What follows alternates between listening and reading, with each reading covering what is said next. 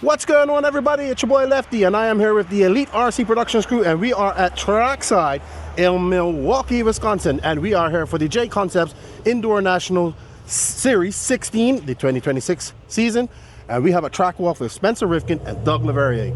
Let's go check out the track. What's up, guys? Spencer Rivkin.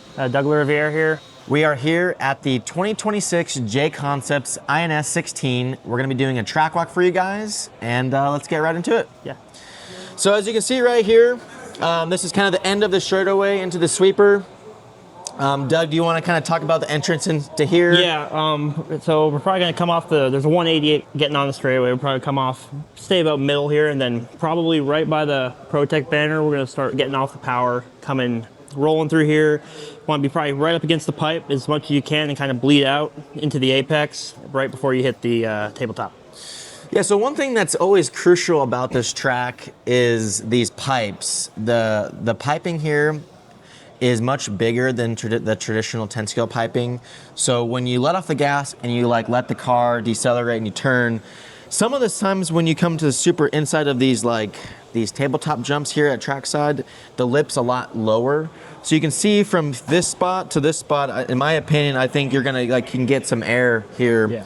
So when you kind of hit the end of the straightaway, you do a little blip. You kind of let off the gas, you land on power here, and your cars naturally kind of want to bleed out to the wall. This is actually where the start, or this is where the finish line is, as far as where the loop is, for that matter.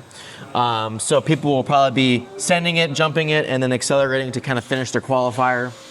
As you can see, the traditional trackside hobbies curbing, one of the best things that they, one of the better things that they always do here at Trackside is do really nice curbing. It's not super abrupt, so your car can go on the curbing and kind of get that pinch of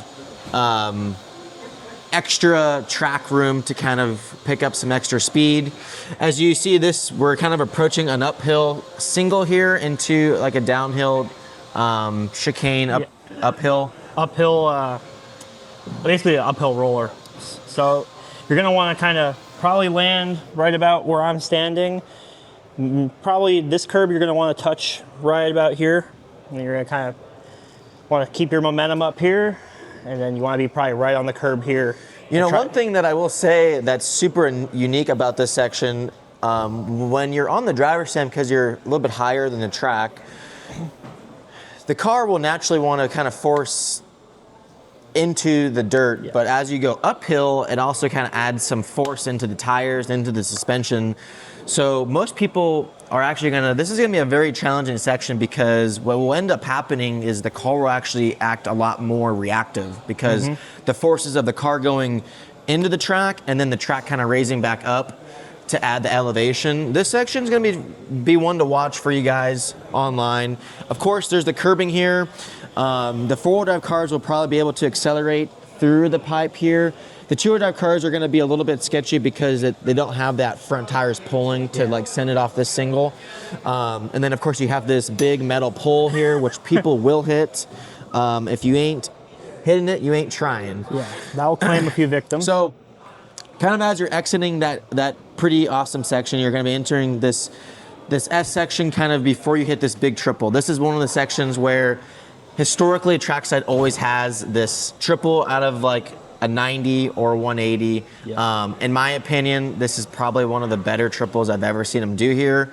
You do have a little bit of a run up. I'm not exactly sure if the 17.5 guys or the 21.5 guys will be able to jump, but Doug, do you want to take it away and see what you think here? I think in stock, I don't think it's going to be a make or break jump, but I could definitely see it being in 13.5 four-wheel, a bit of a stretch for certain people. So, yeah, it's definitely going to be a deal breaker, I think, in the expert stock classes. But the one thing you can kind of get a little bit of run up here. You can go a little bit wide and take your time.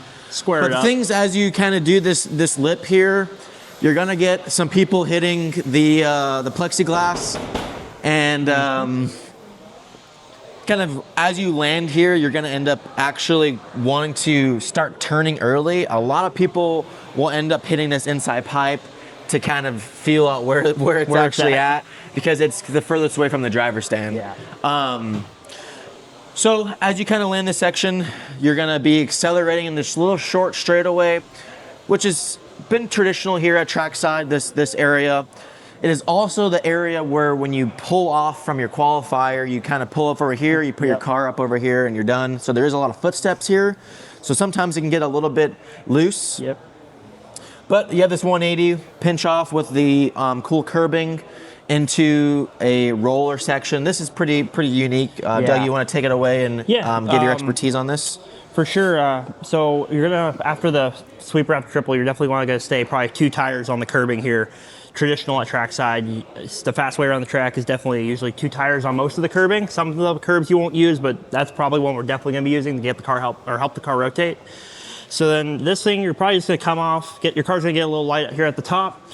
You're gonna, if you downside it, you're gonna probably use it to load the suspension up, as Spencer was talking about earlier. Then through here, you're probably gonna, I don't know, I think we're gonna be jumping that. Well, I think in 4-wheel drive with this unique corner tabletop, you're gonna be probably, one of the things here at Trackside that's unique are the pockets. And this is something that the detail, from the next level perspective of what can actually happen here. As you land this, there's a little hump right here, and there's a pocket right here. To me, I think some cars for 4-wheel drive buggy will be landing here and then accelerating up the hill, missing the pocket. Sometimes when you do a little over jumping on sections, it ends up making it easier. You kind of skip over the thinking aspect, because as you jump far, you only have a short amount of time.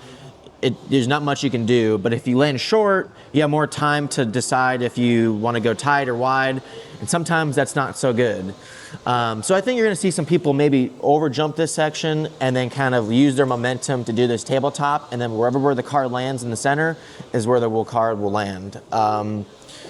So kind of moving on this, I don't know if the 2-wheel drive cars will actually completely jump over the line, but I can see 4-wheel drive really sending it, and you're kind of landing a little bit wide here and then accelerating to the next corner. As you're accelerating to the next corner, this is a off-camber section. It's not quite as off-camber as they've had in the past here. Yeah. It's a nice, elevation rise as you go to the top here. And then as you get to the very peak, you also have the curbing. So sometimes as you use the curbing, it can kind of help get the car to kind of slip loose, to help it kind of steer, to help it rotate, which is like that next level invisible speed. One of the biggest things that I've always experienced with racing on here at Trackside is when you have these off cambers, is you want to use this downhill section to use it as your friend for momentum. Get the car off the corner. And then again, you want to explain the same thing coming on the straightaway? Same thing here. You're going to come off this off camber, probably short burst of throttle and modified, and then probably right back onto the brakes, turning in early, trying to get the car, keep the car up at the top here. And then same thing, the minute the car starts to come down, you're going to want to bleed on the power and open up your entry to the straightaway. And that pretty much is the 2026 JConcepts INS Trackwalk.